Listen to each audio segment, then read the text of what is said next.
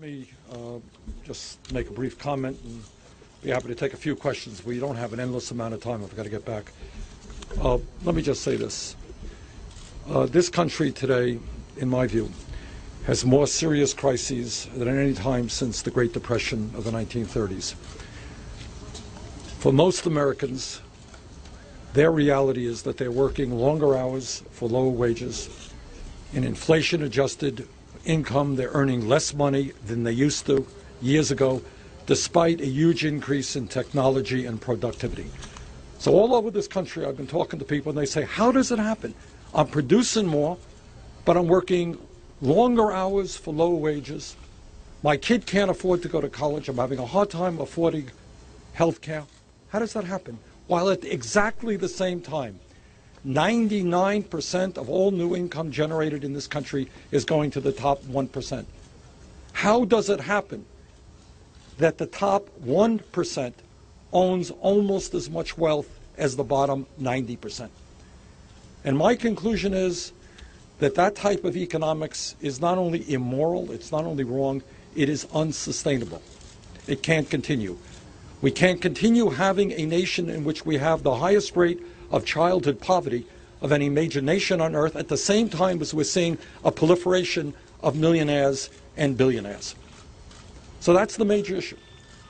The major issue is how do we create an economy that works for all of our people rather than a small number of billionaires. And the second issue, directly related, is the fact that as a result of the disastrous Supreme Court decision on Citizens United, we now have a political situation where billionaires are literally able to buy elections and candidates. Let's not kid ourselves. That is the reality right now.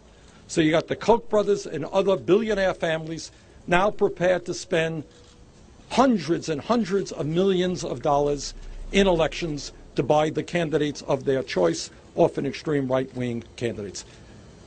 I'm the former chairman of the Senate Veterans Committee, and I can tell you I don't believe that the men and women who defended American democracy fought to create a situation where billionaires own the political process. That's a huge issue that we've got to deal with. Right now, in terms of issues, we have a Republican Party with virtually few exceptions that does not even recognize the reality of climate change, let alone that it is caused by human activity, let alone that the scientific community tells us this is the major global environmental crisis that we face. And I want to see this nation lead the world in transforming our energy system away from fossil fuel to energy efficiency and sustainable energy. Real unemployment in America is not 5.5%. If you include those people who have given up looking for work, people who are working part-time when they want to work full-time, real unemployment is 11%. We need to create millions of jobs, and the best way to do it is to rebuild our crumbling infrastructure. And I've introduced legislation to do just that, create and maintain 13 million jobs. In my state of Vermont and throughout this country, young people, bright, young, able to keep kids, cannot afford to go to college, and others are leaving school deeply in debt. In Germany, countries around the world, they understand that you tap the intellectual capabilities of young people, you make college tuition in public universities and public colleges free. That's my view as well. So there are enormous issues facing this country. Now let me conclude by saying this, and I say this to the media. I've never run a negative ad in my life. I've been in many campaigns, and you ask the people of Vermont, they will tell you Bernie Sanders has never run a negative ad. I hate and detest these 30-second ugly negative ads.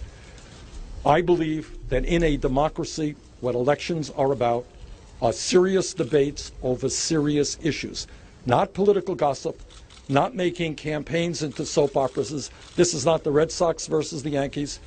This is the debate over major issues facing the American people. Honest people. My conservative friends differ with me, and that's fine. That's called democracy. That's a good thing.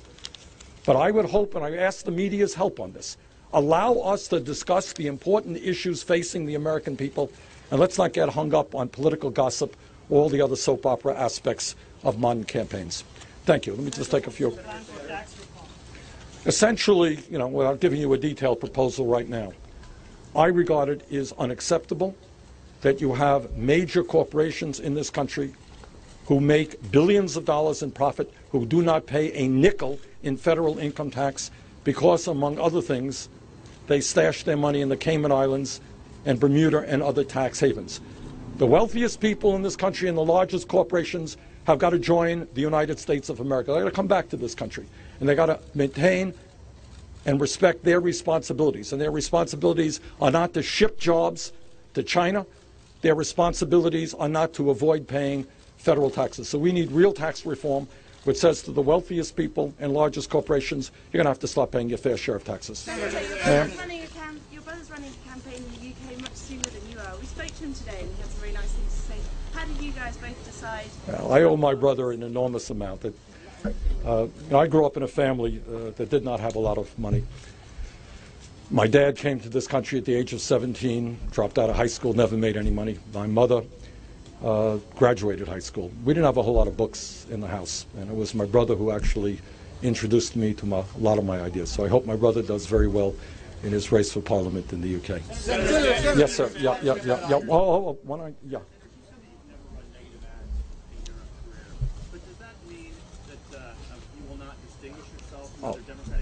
Absolutely not. No, that's a fair question. And let's be clear. To say that people disagree on issues and to point out those issues, that's what a debate is about. That's what democracy is about. So, no, certainly I will be doing that. What I'm saying is, you know this better than I do, turn on these ugly 30-second ads and vicious personal attacks against other candidates. I think the American people are sick and tired of that. I've never done that in my life. But let me tell you, I run vigorous campaigns. Senator, do you think that question about the Clinton Foundation, how they've raised money, is that fair game for your campaign? I think what is more fair game for my campaign is the role of money in politics. All right? Where are the conflicts of interest when the Koch brothers are going to be spending $900 million in this campaign, making them a lot of their money from fossil fuel, and having a platform which, as I understand it, calls for the elimination of Social Security, Medicare, and Medicaid, ideas which are increasingly palatable to my Republican colleagues. You think that's a conflict of interest? So the issue here is not the Clinton Foundation. That's a fair issue. The issue is the huge amounts of money that it takes to run a campaign today. And let me say this, and I say that to you honestly. One of the hesitancies I had about deciding whether to run or not was obviously dealing with money. I'm not going to get money from the Koch brothers, and I'm not going to get money from billionaires. I'm going to have to raise my campaign contributions through BernieSanders.com, small individual contributions. That's how I'm going to do it. But I seriously wonder, and it's not just Bernie Sanders, I wonder now, in this day and age, whether it is possible for any candidate who is not a billionaire or who is not beholden to the billionaire class to be able to run successful campaigns. And if that is the case, I want you all to recognize what a sad state of affairs that is for American democracy. Okay. What stances do you have on issues that make you a better nominee than Hillary Clinton? Well, it's too early. You know, we don't know what Hillary's stances are on all of the issues, but this is what I can tell you. And maybe let me conclude on this. I voted against the war in Iraq. And not only did I vote against it, I helped lead the effort. And many of the things that I said back then turned out to be true. I mean, the massive destabilization in the region. I am helping right now to lead the effort against the Trans-Pacific Partnership because I believe it continues a trend of horrendous trade policies which have cost us millions of decent-paying jobs.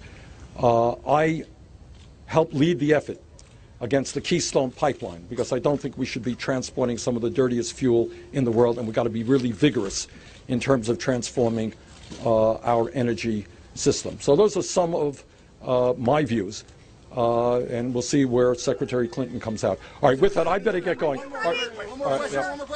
Last question, yeah.